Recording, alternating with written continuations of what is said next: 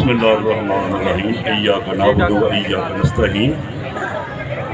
मेरे मोअज़्ज़ज़ दोस्तों, मेरे बुजुर्गों, मेरे भाइयों, छोटे भाई बच्चे, मैं आपका बड़ा मशहूर हूँ जिन्होंने मुझे इतनी इज़्ज़त दी है।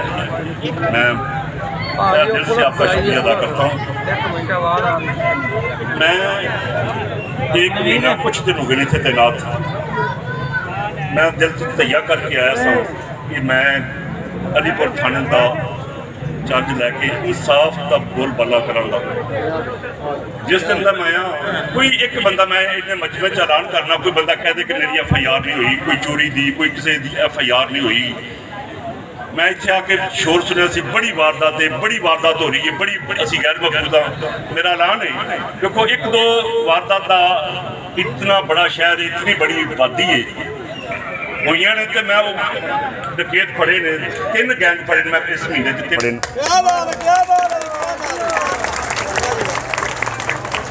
3 गैंग फड़ के मैं 22 मुकदमे, एक गैंग को बरामदगी की है, 10 मुकदमियां की एक गैंग को मैं बरामदगी की है।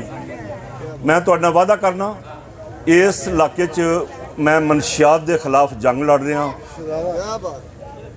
मेरा कोई मुलाजम मेरे समेत कोई मुलवस पाए ਉਹਦੇ ਤੇ खुदा दी लानत है।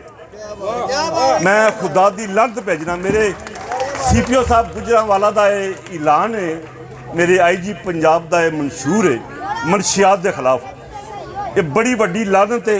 साढ़े बच्चे जिहदे च मेरे भी शामिल ने कि मतलब इस कानून च मनशियात सोच जिहड़े ने इन्होंने डिस्टर्ब कर रहे हैं।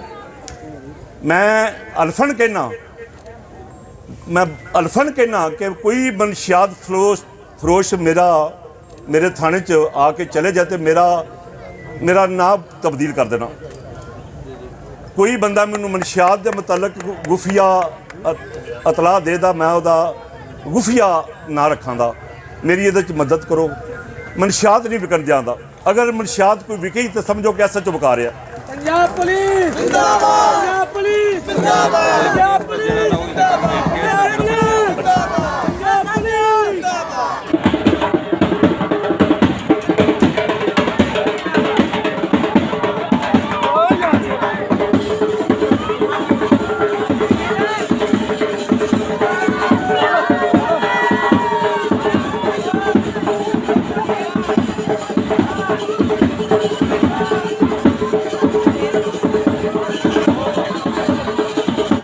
उस तो बाद जो मैं आया डकैतां के मुतलक, चोरों के मुतलक कोई थाने तुसी इतला दिओ या मैं पकड़ा कोई इत्थे कोई मेरा मतैत कोई किसी मुलवस पाया गया, मैं वो भी जिम्मेदार हाँ। ना मैं डकैतां नूं माफ़ी दे रहा, ना मैं मनशियात फरोशां नूं माफ़ी देंगा। मैं मेरे नज़र च एक गल आई कि दुल्लू इत्थे मुख्तलिफ स्कूलों के बच्चे उठा के बदफेली करता है। खुदा की कसम उस दिन का मेरा सुकून तबाह होया सी कि मैं अल्लाह नाल वादा किया या मेरा मौला मैं इनू फड़ा। वो गायब होया सी ते मैनू पता है मैं किदी मदद लैके उन्होंने पकड़िया।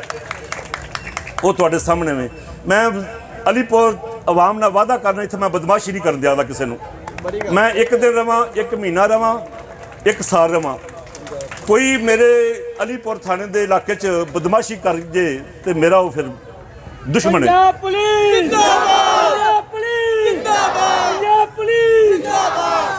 फिर मैं ये भी ऐलान करना कि किसी बंदे नूं इंसाफ ना मिले, वो मेरे नाल आखे कि मैनूं इंसाफ नहीं मिला, मैं दोबारा वो तहकीकात करांगा।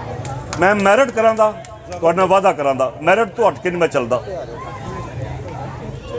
अलीपुर च मनशियात खत्म, बिल्कुल खत्म होवेगी, डकैती नहीं होवेगी इंशाअल्लाह। अल्लाह की मेहरबानी नाल सारी आवाम जानती है। दिन रात मैं किया है। जिदन का मेरी पोस्ट होगी 1 दिन मैं छुट्टी कर नहीं गया, सिर्फ इस वास्ते नहीं गया। मैं तुहाडे वादा करना इत्थे कोई बंदा बदमाशी नहीं करेगा। जिहड़ा करेगा अगर वो बाजे तो फिर समझाए कि वो SHO की नलायकी है। एक होर मुंडे ने बदमाशी की, नाम दानिशा, वो मेरा बड़ा वड्डा टारगेट है। मैं ऐलान करना मेरा बड़ा वड्डा टारगेट है। दानिशा ने इत्थे बदमाशी की है, उसके खिलाफ भी मैं 2 मुकदमे दर्ज कराते हैं पुलिस मुकाबले। ठीक है, वो इंशाअल्लाह नहीं बचेगा, भी नहीं मेरे को बचेगा। अगर कोई ऐसा बंदा है वो आखे कि मैं बदमाशी करना ऐलान कर हो, मैं ਉਹਦੀ ਧੌਣ ਸ਼ਾਮ ਤੱਕ ਨਾ ਭੰਨਾ ਤੇ ਫਿਰ ਮੈਂ ਵੀ ਐਸਐਚਓ ਨਹੀਂ। ਬਸ ਅਸਲਾਮ ਵਾਲੇਕੁਮ।